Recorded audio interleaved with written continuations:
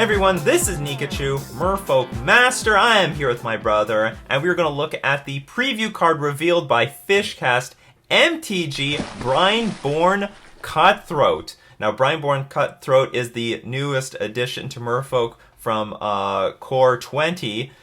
And, we should look at the history of the core sets. We got Harbinger of the Tides. We got Merfolk Trickster, which became staples. We got Mistcaller, which was a good sideboard card or a metagame call. So we have a lot of high aspirations for the Merfolk coming out of the core set. So Brineborne Cutthroat, a Merfolk Pirate 2/1 creature with Flash. Whenever you cast a spell during an opponent's turn, put a +1/+1 counter on Brineborne Cutthroat. It's also one in blue only. Only one in a blue, so you can cast this thing off of Mutavault, off of Tectonic Edge, off of any colorless land that we might have available, like Gemstone Caverns or something. And I was talking about in the past, how when they printed Merfolk Trickster, that I like that they were moving in the direction of flash creatures. Flash creatures allow us to hold up our interaction, make the best decision by the end of our opponent's turn. Do we want to? Is it more important to put a creature in play, or should we dismember one of their creatures? Should we hold up counter magic or play a creature? This is going to help us so much more against control decks and combo decks. So Brineborne Cutthroat is a very interesting creature.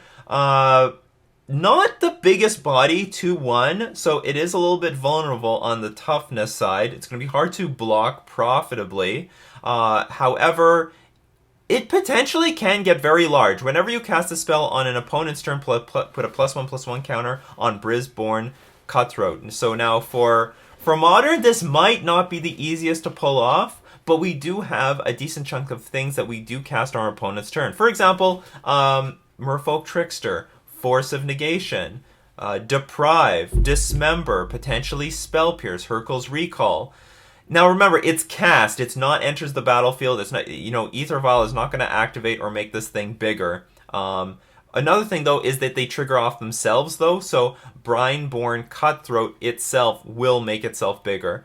I can see, you play a Brineborne Cutthroat at end of turn, and after a few turns, this thing becomes a 4/3 and becomes quite sizable. It's very hard to evaluate because I can see that this thing can get big, but I don't know how it's going to interact very well in Modern. What's going to be taken out? What does that deck look like? Make no mistake, Flash is very powerful. It's very, very strong and effective. It makes it harder for opponents to play against us because we have just a bunch of open mana up. Before our opponents could narrow our range down to counterspells and Merfolk Trickster, but now Brineborne Cutthroat is going to be part of that range. How this is going to change the dynamic of Merfolk in Modern, we're going to have to wait and see. I mean, I will playtest this card. I'm not super impressed with the, cast spells on our opponent's turn aspect, but I'm willing to see how it's going to play out in practice. I don't want to ignore the fact that it has Flash. It's a very powerful effect. We all know how much Merfolk Trickster really helped the Merfolk deck. However, Merfolk Trickster was also very interactive. It tapped our opponent's creatures and made them lose abilities, so you can blow up a lot of creatures that depended on that ability, like Tarmogoyf, for example. Make it a 0/1 creature, block it easily, or chump block it with something, let it die, deal damage to the Tarmogoyf, and then just shoot it with the Merfolk Trickster. This creature is not interactive, but this is an alternate form of beef. Because as you play creatures at the end of your opponent's turn, it becomes a 3/2, then it becomes a 4/3, then it becomes a 5/4, then it starts to become a very serious, dangerous creature. Also, there are counters which stick. The counters stick. That's right. This is permanent. The counters are permanent. Now, maybe moving a little bit away from Modern, move to Standard. This looks really powerful because the Standard deck operates a lot at Mono Blue Tempo might really want this card. Again, this is another creature you play at flash speed. Not evasive, but I think this thing can get bigger. You're playing things like Spell Pierce and Dive Down and Wizard's Retort and Opt at the end of our opponent's turn. This easily can go from 3/2 to 5/4, very short order, very, very quickly. So this thing can get ridiculously big. Now, So I think that's a huge boost to the mono blue tempo deck. I hope this becomes a new weapon for the mono blue tempo deck because it could use some help.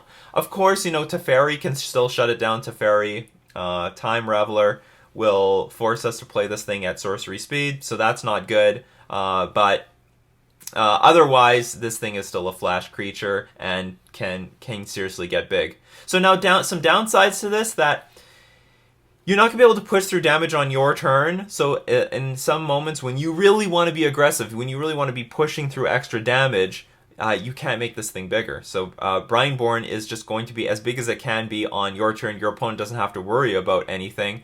However, you can make it bigger, I guess, on your opponent's turn. But it's going to be a little bit more predictable, I guess. If you have a bunch of mana open, your opponent wants to attack into a Brineborne Cutthroat, they can more comfortably expect and prepare for you to to cast things on your turn. But still they have to deal with it. And still it's a flash creature, okay, end of turn, Brineborne Cutthroat, my turn, okay, end of turn, Merfolk Trickster, this thing gets bigger, attack for like 5, go, end of turn, play another Brineborne Cutthroat, and I would like to see how this is going to play out. A lot of the core set Merfolk have been very playable, in the past. You've seen play out of all of them: Harbinger of the Tides, Merfolk Trickster, and Mistcaller. And I hope that R&D said, do you know what? Maybe this thing can be playable for modern Merfolk as well. So let me know what you think about Brineborne Cutthroat. Does it excite you? It looks like, I don't know how this is going to work for standard Merfolk. I mean, this looks like it has a lot of potential for blue tempo in standard, but I don't know about the Merfolk deck in standard. Well, probably it needs some really special attention or something in order to pull off. Or maybe it's just good as a 2/1 flash creature. But let me know what you think about this card. It's very interesting. I don't want to... It's got some good things to it. Not super thrilled about all of it because you have to cast spells on your opponent's turn in order to get the buffing. That's a big restriction. But maybe if there are enough flash creatures deep in the future, this thing's going to get really powerful. Right now, we've got Harbinger, Trickster, and Brineborne Cutthroat. Harbinger not seeing a whole lot of play right now, but over time, as they produce more and more flash creatures for Merfolk, this card can actually it has a high ceiling. Maybe if it's not where we want to be today, it has the potential to grow stronger deeper in the future.